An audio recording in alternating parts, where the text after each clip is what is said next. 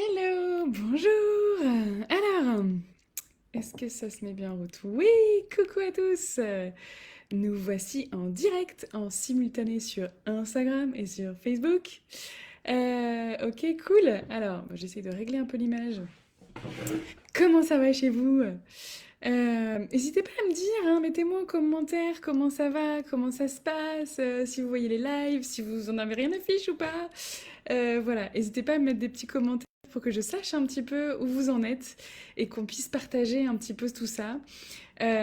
Aujourd'hui, j'avais envie de soulever quelque chose qu'on a soulevé avec une de mes clientes ce matin en coaching et que je vois beaucoup trop souvent.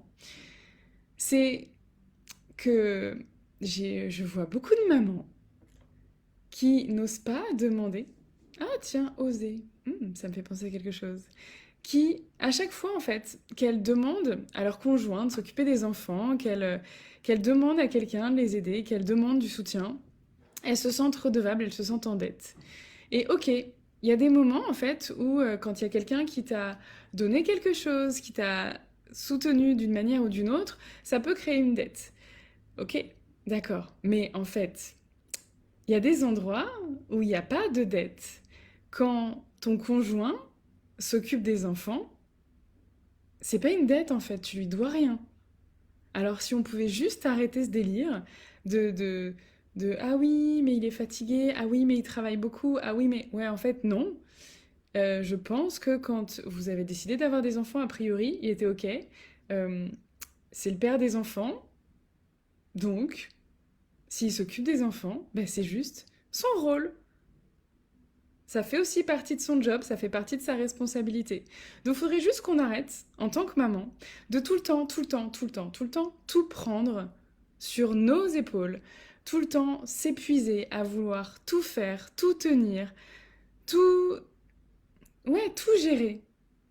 Il y a un moment où oui, il faut oser. Il faut oser et se donner la permission d'avoir nos propres besoins et d'en prendre soin. Oser dire que, ok, en fait, tu es le père des enfants, tu t'en occupes aussi. Parce qu'il y a trop de femmes qui, et pourtant qui sont pas forcément femmes au foyer, hein, et même en étant femme au foyer, ça justifie pas qu'on gère tout ce qui se passe dans la famille, mais je vois beaucoup de femmes qui ont un travail, en plus avec souvent un travail avec des responsabilités, un travail qui est prenant, qu'elles aiment, et elles aiment tout autant leurs enfants, c'est pas la question, mais qui se sacrifient parce que elles s'occupent de leur travail, elles s'occupent de la maison, elles s'occupent des enfants, et quand elles demandent à leur conjoint de s'occuper des enfants, elles ont l'impression de demander une faveur, elles ont l'impression de d'être en dette en fait. Et donc, elles vont pas s'accorder de temps pour elles. Elles vont pas s'accorder toute cette valeur, en fait, qui leur manque, toute cette reconnaissance qui leur manque. Comme si tout ce qu'elles faisaient au quotidien, ça valait rien. Comme si elles-mêmes, elles n'avaient pas de valeur. Alors stop, en fait. Stop. Ça, c'est fini. On n'est plus au Moyen Âge où c'était les hommes qui décidaient tout et les femmes étaient juste là à subir. Non, si t'as des enfants et que tu veux que tes enfants... Ah, coucou Camille! Si tu veux que tes enfants, ils vivent autrement, et surtout si t'as des filles, si t'as des filles, quel exemple tu veux leur donner? Qu'est-ce que tu veux leur montrer? Qu'une maman, c'est quelqu'un qui se sacrifie et qui est là en train d'implorer, de demander s'il te plaît mon chéri, est-ce que tu peux t'occuper un peu des enfants pendant 1 heure pour que je puisse juste dormir parce que j'en peux plus? Non! En fait, c'est juste pas possible. Là, on a la chance de faire des enfants à deux. Parfois, il y a des femmes qui assument les responsabilités toutes seules, et là, c'est différent. Mais si tu as un conjoint, si tu as quelqu'un dans ta vie, avec toi, il a sa part de responsabilité avec les enfants, et c'est pas lui demander une faveur. Tout comme faire le ménage, faire à manger, on est d'accord? S'il mange aussi, s'il s'habille aussi, s'il s'allie aussi, ben, c'est aussi de sa responsabilité, c'est aussi sa part de faire les choses. Être maman, c'est la plus grande expression du leadership. Oui, mais tellement. Et alors, ce qui est génial, c'est que être maman, c'est aussi une opportunité extraordinaire, justement, d'aller te connecter avec cette puissance-là, d'aller te connecter avec cette part de toi et d'aller changer pour toutes les générations qui vont venir derrière. Si tu as des enfants, que ce soit des filles ou des garçons, mais quel exemple tu as envie de leur montrer? Qu'est-ce que tu as envie de leur transmettre comme schéma? Est-ce que tu as envie qu'ils pensent que c'est maman qui gère tout? Et papa, s'il a le temps, s'il n'est pas trop fatigué, s'il a fini de jouer sur la PlayStation, si vraiment il est de bonne humeur? Euh, Moi, perso, j'ai pas envie que mes filles vivent ça. Et j'ai pas envie que mon fils intègre ce genre de fonctionnement. J'ai pas envie que mon fils pense que le jour où il aura des enfants, il s'en occupera que quand il aura envie. Que quand vraiment sa femme pourra pas s'en occuper. Que quand il s'occupe des enfants ou quand il fait le ménage ou quand il participe à ce qui se passe dans la maison, c'est vraiment grandiose et bien charitable de sa part. Non.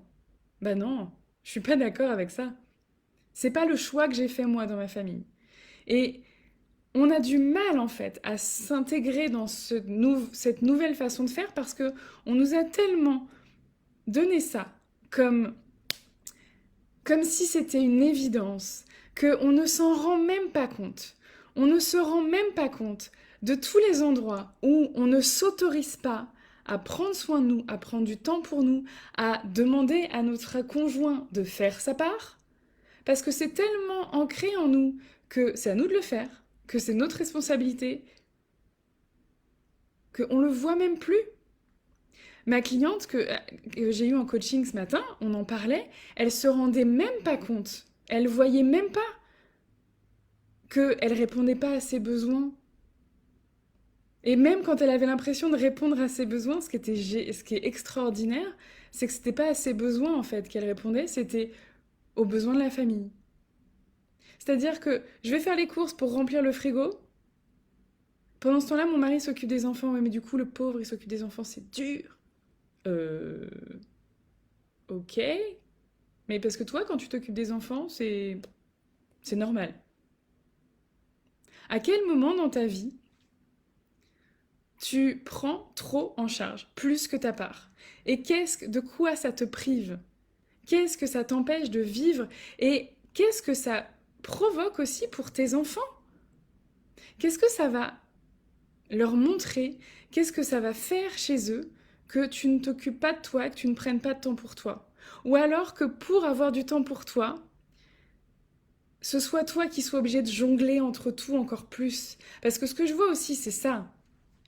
C'est que, mesdames, lorsque vous dites je vais prendre du temps pour moi, c'est je vais me lever à 5 heures du matin pour pouvoir faire mon miracle morning pendant une demi-heure, et ensuite faire ci, faire ça, et après m'occuper de tout le reste. Ok? Ou alors, je vais prendre sur mon temps de midi, ou je vais prendre sur mon temps de transport du soir, ou je vais essayer de trouver du temps un peu partout et m'organiser encore mieux pour avoir quelques minutes pour moi. Ok? Mais est-ce qu'il n'y a pas des personnes autour de toi qui pourraient te soulager parfois? Et même, est-ce qu'il n'y a pas des personnes dont c'est le rôle et la responsabilité de s'occuper des enfants avec toi? Non, je sais pas, c'est une question. Après, tu vois comment tu y réponds. Donc moi, je t'invite vraiment à regarder en face. Et c'est difficile parce que parfois on n'y arrive pas tout seul. Et c'est pour ça que je propose aussi différentes formules. Il y a l'accompagnement OSE, c'est vraiment pour te faire prendre conscience de tous ces endroits où tu te bloques, de tous ces endroits où tu te prives, de tous ces endroits où tu te mets des murs tellement forts que tu les vois même plus, tellement fort que tu as l'impression d'avancer et de te prendre quelque chose, d'être freiné, mais en fait c'est toi qui te freines toute seule. C'est toi qui as bâti ce mur. C'est toi qui, en intégrant tout ce qu'on t'a transmis, continue de vivre avec ces limites, ces barrières, alors que tu as le pouvoir de les péter, ces barrières, de les pulvériser. C'est en ton pouvoir. Donc le programme OSE, le but, c'est vraiment de te déclencher des prises de conscience pour que tu vois où tu as ton pouvoir et où tu peux péter toutes ces barrières pour oser être qui tu as envie d'être, pour oser vivre des choses que tu ne t'autorises pas à vivre, pour oser dire des choses que tu ne dis pas parce que tu as peur que ça puisse déclencher chez l'autre telle ou telle émotion. Qu'est-ce que ça changerait dans ta vie si tu pouvais te permettre ça? Si tu arrivais à vivre plus dans l'harmonie, dans l'équilibre, qu'est-ce que ça changerait? Imagine un peu. Juste 2 secondes là. Qu'est-ce qui se passerait? Si, quand tu avais un besoin, tu te permettais déjà de le ressentir, d'en prendre soin, de demander éventuellement si tu as besoin que quelqu'un intervienne là-dedans, ce serait quand même dingue. Et est-ce que ce serait pas tellement plus léger? Ce que je remarque aussi beaucoup dans mes coachings, c'est que j'ai des mamans qui viennent à moi en portant sur les épaules des choses très lourdes qui les épuisent, qui les fatiguent, qui sont juste pas à elles en fait. Donc on commence par ça. On commence par se dégager de tout ce qui n'est pas de notre responsabilité. Si mon conjoint a des difficultés parfois à s'occuper des enfants, si parfois c'est difficile pour lui, je peux avoir de l'empathie pour lui, je peux le soutenir, je peux lui donner des outils, je peux lui donner des clés. Mais c'est pas pour ça que je vais lui enlever cette responsabilité.